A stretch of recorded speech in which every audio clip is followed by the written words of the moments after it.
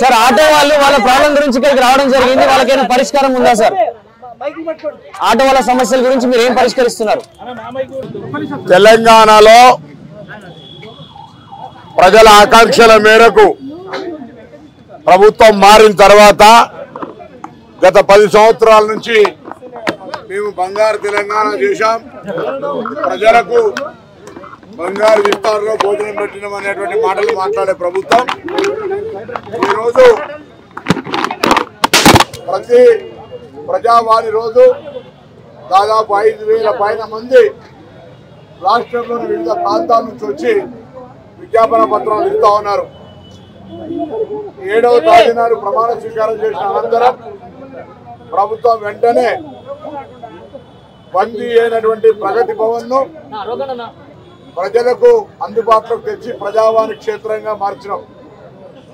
ఈ ప్రజావాణి కేంద్రమైనటువంటి మహాత్మా జ్యోతిబా ఫూలే ప్రజాభవన్ లో వస్తున్నటువంటి అనేక రకాల విజ్ఞాపన పత్రాల్లో అది ఇల్లుకు సంబంధించి కావచ్చు, భూ సమస్య కావచ్చు, రేషన్ కార్డు కావచ్చు, ఉద్యోగాలకు సంబంధించిన సమస్య కావచ్చు, పెన్షన్లకు సంబంధించిన సమస్యలు ప్రధానమైనవి ఉన్నాయి. తప్పకుండా గౌరవ ముఖ్యమంత్రి రేవంత్ రెడ్డి గారి నాయకత్వంలో తెలంగాణ మంత్రివర్గము, తెలంగాణ ప్రభుత్వము, అధికారులు అందరం కలిసి మానవతావాదంతో ప్రజాస్వామికంగా సానుకూలంగా వాటన్నింటినీ పరిష్కరించేటువంటి ప్రయత్నం చేస్తుంది. కొన్ని సమస్యలు పరిష్కారం కాకుండా ఉండేటువంటి అంశాలకు సంబంధించి లేదా ప్రభుత్వ పాలసీ ప్రకారం తీసుకోవాల్సిన అంశాల గురించి సమయం పట్టచ్చు, కానీ ఏదైతే ఆల్రెడీ పాలసీకి లోబడి ఉండి కొన్ని సమస్యలు పరిష్కరించగలుగుతామో వాటన్నిటినీ పరిష్కరించగలుగుతాం అనే మాట మనం చేస్తా ఉన్నాం. అదేవిధంగా ప్రజావానికి వచ్చే వాళ్ళకు కూడా విజ్ఞప్తి చేస్తా ఉన్నాం. ప్రభుత్వం ఇప్పటికే 6 గ్యారంటీల ద్వారా ఇందిరమ్మ ఇళ్లకు సంబంధించి ఒక ప్రకటన చేసినాం. త్వరలో దానికి సంబంధించిన ఒక పాలసీ మ్యాటర్ ఇస్తాం. ఇందిరమ్మ ఇళ్ల పేరు మీదనో, రేషన్ కార్డు పేరు మీదనో, లేదా ధరణి పంచాయతీల పేరు మీదనో ఇంత దూరం వచ్చి ఇచ్చేటువంటి అంశం అంత అర్జెంట్ లేదు.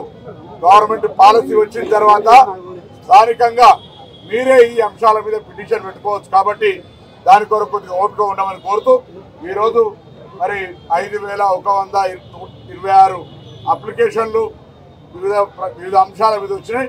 వాటన్నిటినీ కూడా సంబంధిత అధికారులకు పంపించేటువంటి ఒక కార్యక్రమం చేస్తా ఉన్నారు. ప్రభుత్వం తరఫున మంగళవారం నాడు ఒక మంత్రి, శుక్రవారం నాడు ఒక మంత్రి, ఈ విధంగా అందరం కూడా ప్రభుత్వం తరఫున బాధ్యత తీసుకొని అధికారులందరూ కూడా పనిచేస్తున్నప్పటికీ కూడా మేము కూడా భాగస్వామ్యం కావాలని ప్రభుత్వ ఆలోచన నిర్ణయం ప్రకారం ఈ కార్యక్రమం తీసుకుంటా ఉన్నాం. అందుకే ఇప్పుడు చట్టం లోబడి నిబంధనలకు అనుగుణంగా అనేక అంశాలు చిన్నవి వెంటనే పరిష్కారం అవుతాయి. సపోజ్ ఇందిరమ్మ ఇల్లు ఉంది, దానికి ఒక పాలసీ మ్యాటర్ తీసుకోవాల్సిన అవసరం ఉంది. వాటన్నిటిని కూడా సరైన కాల పరిమితి లోపల అటువంటి కూడా పరిష్కరించడానికి ఆటో డ్రైవర్లు కూడా మా కుటుంబ సభ్యులే. మేము ఆటో డ్రైవర్లకు ఇబ్బంది కలగాలని మహిళలకు ఉచిత బస్సు పెట్టలే, మహిళలకు సౌకర్యం కలగాలని మేనిఫెస్టోలో పెట్టి మహిళలందరికీ కూడా తెలంగాణ రాష్ట్రంలో ఉచితంగా బస్సు ఇస్తా ఉన్నాం. దానివల్ల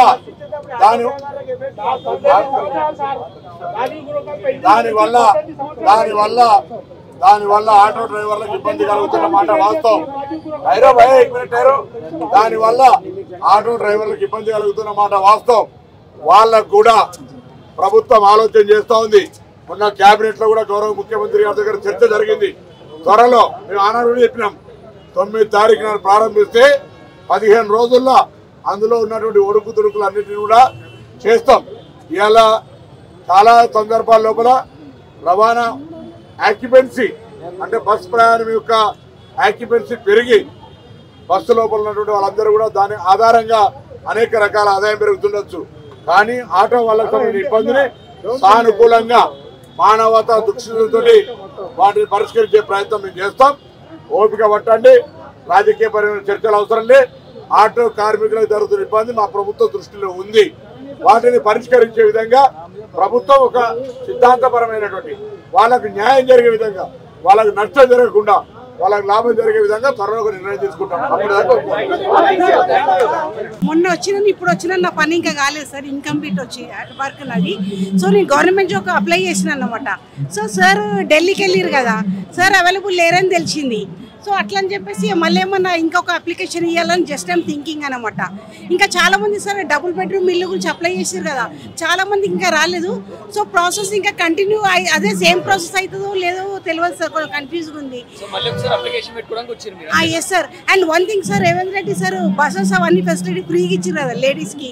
చాలా hats off to Revanth sir. చాలా మంది లేడీస్ చాలా హ్యాపీగా ఫీల్ అవుతారు. అండ్ ఇంకా ముందు లేడీస్కి ఇంకా మంచి ఇన్కమ్ చేయాలని ప్రతి ఒక్కరు కోరుకుంటున్నాం sir. And one thing, Revanth Reddy sir ప్రతి ఒక్కరికి గవర్నమెంట్ జాబ్ ఇవ్వాలని ఇది నాకు ఒక రిక్వెస్ట్ సార్. ఎందుకంటే చాలా మంది లేడీస్ చాలా ప్రాబ్లంలు ఉన్నారు సార్. సో ప్రతి ఒక్కరికి గవర్నమెంట్ జాబ్ ఇస్తే మేము చాలా హ్యాపీగా ఫీల్ అవుతాము. అండ్ రేవంత్ రెడ్డి సార్ మీ గురించి 10 years గురించి వెయిట్ చేస్తున్నాం సార్. ఎప్పుడైతే కాంగ్రెస్ వచ్చిందో చాలా ఎక్సైట్మెంట్ ఉన్నాము. అండ్ లేడీస్ ప్రతి ఒక్కరికి మాకు ఫ్రీడమ్ లాగా అయిపోయింది అనమాట. ఎందుకు చాలా హ్యాపీగా ఉన్నాము. ఎక్కడ పోయినా మా సార్ గెలిచిండని ఇన్ని రోజులు ప్రగతి భవన్ అంటే ఏందో మాకు తెలియదు, పోలీసు వాళ్ళు ఎంటర్ చేయనియబోతుండే. బట్ ఎప్పుడైతే మీరు గెలిచిరు లోపలికి ఇన్సైడ్ పర్మిషన్ ఇస్తారు అండ్ అప్లికేషన్ ఇస్తారు, ఫేస్ టు ఫేస్ మాట్లాడడానికి మాకు ఛాన్స్ ఇస్తారు. So thank you very much Revanth Reddy garu sir. Hats off to you. మాట్లాడలేరు కదా, ఇప్పుడు నేను ఒక్కదాన్ని కలుస్తాను, నాకు బాధ కలుస్తానని. ఇప్పుడు నా భర్త చచ్చిపోయాడు, అది బండి దొరకలే, బండి పోలీసు వాళ్ళు న్యాయం చేయలేరు, బండి పట్టుకోలేరు. మరి మేము ఎవరికి అడగాలి, ఎవరి దగ్గరికి పోవాలి? తిరిగి నా పిల్లల్ని పెట్టుకొని తిరిగి న్యాయం చేయలేరు, బండి దొరకలేదని. కెమెరాలు ఉన్నాయి, ఎన్ని కెమెరాలు ఉన్నాయి? ఎరాటా కెమెరాలు లేవా? కెమెరాలు లేదే బండ్లు నడుస్తున్నాయా? కెమెరాలు లేదే లంచాలు తీసుకుంటున్నారా? లంచాలు తీసుకొని న్యాయం చేయరా మా సొంతాలకి? మేము పేదోళ్ళం, కూలి పని చేసుకొని బతుకుతాను. ఇప్పుడు ఎన్ని లాక్డౌన్ వాడి ఎన్ని రోజులు అయితే ఇంతవరకు పింఛన్ లేదు. అప్పులు చేసుకొని అప్పుల మీద ఉన్నాము. లక్ష రూపాయలు అప్పు తెచ్చుకొని సాగు చేసుకున్నాను నా మొగన్కి. ఎవరు బండాడు దొరకలేడు, బండాడు 10 రూపాయలు ఇవ్వలేడు. ఏం కూడా పెళ్లిళ్ళు చేసి అది చేసి చాలా మోసపోయినాం.